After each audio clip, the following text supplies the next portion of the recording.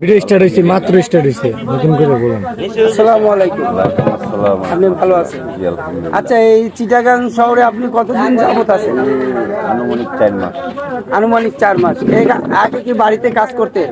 এর আগে ব্যবসা করতাম। ব্যবসা করতেন না, এখন পরিস্থিতির কারণে চিটাগাং আসছেন। মানুষ সবাই আমরা পরিস্থিতির কারণ, অনেকে গার্মেন্টস করে ব্যবসা বাণিজ্য করি। আচ্ছা, যাই হোক, আপনি ফ্যামিলিগত কয় ছেলে মেয়ে? আমার 5 জন। 5 জন না? 5 জন না? আমার 5 জন। আচ্ছা, এই 5টা ছেলে মেয়ে আলহামদুলিল্লাহ ভালো, ওদের পড়াশোনা করাবেন। আর বেশিরভাগ আমি আপনাকে একটা কথা বলি, আমরা মুসলমান, কিন্তু আসলে মুসলমানের কাজটা আমরা ঠিক মতো কেউ করি না।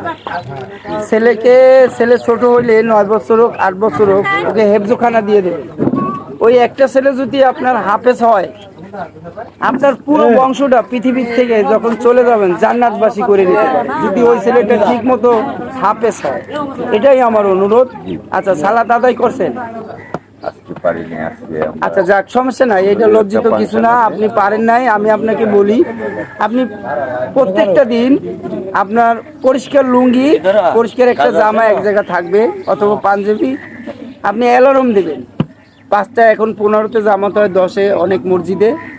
আপনি অ্যালার্ম দিয়ে রাখবেন কানের কাছে।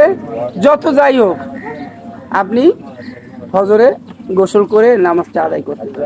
ফজরে মাত্র 4 রাকাত নামাজ, 10-15 মিনিট লাগে। নামাজটা পড়ে এসে আবার ঘুম দেন। আপনি কিছু পারেন না, আমি মানে একটা কথার কথা, আপনি কিছু পারেন না, কিন্তু এই যে আল্লাহ আপনাকে সৃষ্টি করছে, এটা তো আছে আপনার ভিতরে। আপনি আল্লাহ আল্লাহ করেন, সুবহানাল্লাহ বলেন, এই শুরু 2-3টা বলেন, মানে যেটা দিয়ে নামাজটা হয়। তারপরে সালাত আদায় করেন।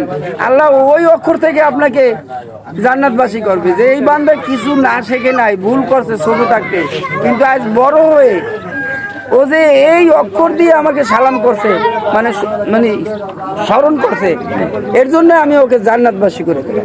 আমিন। তাই নেক্সট টাইমে আপনি নামাজ পড়া শুরু করবেন এবং 5 ওয়াক্ত পড়ার চেষ্টা করবেন। আপনি একবার যদি নামাজে ঢুকে যান, এই যে ইউটিউব কন, ফেসবুক কন, মোবাইল কন, কিচ্ছু না, এগুলো একটা নেশা।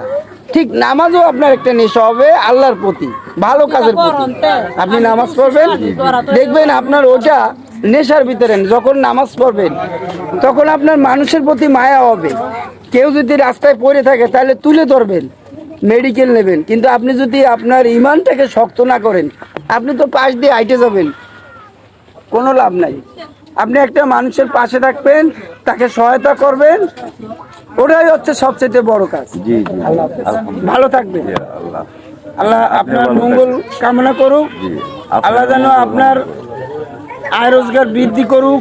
যে অভাব আপনি ফেলে আসছেন, এই অভাবটা যেন আপনাকে পূরণ করে। আমাকে আপনার মনে করা লাগবে না, আমি কিছু না, আমি মানুষ, আজ আছি কাল থাকবো না। কিন্তু মনে করবেন আল্লাহকে, যে আপনাকে সৃষ্টি করে পাঠাইছে, তাকে মনে করবেন। কারণ পৃথিবীটা হচ্ছে মায়ার জগৎ, ভালোবাসার জগৎ। আজ আপনার স্ত্রী আছে, তারপরেও একটা ধরেন মেয়ে, ওই মেয়েটা আপনার সামনে আসছে, কথা বলছে, কি ভালো মন্দ দেখা গেলো, ভালো লাগে গেছে, হয় না? তার মানে কি? মায়া। আপনি মায়া জড়াই গেছেন। এই মায়াটা হবে আপনার গুনাহগারের মায়া, ভালো মায়া হবে না। ভালো মায়া করতে হলে আল্লাহকে স্মরণ করতে হবে। রাখি। আসসালামু আলাইকুম।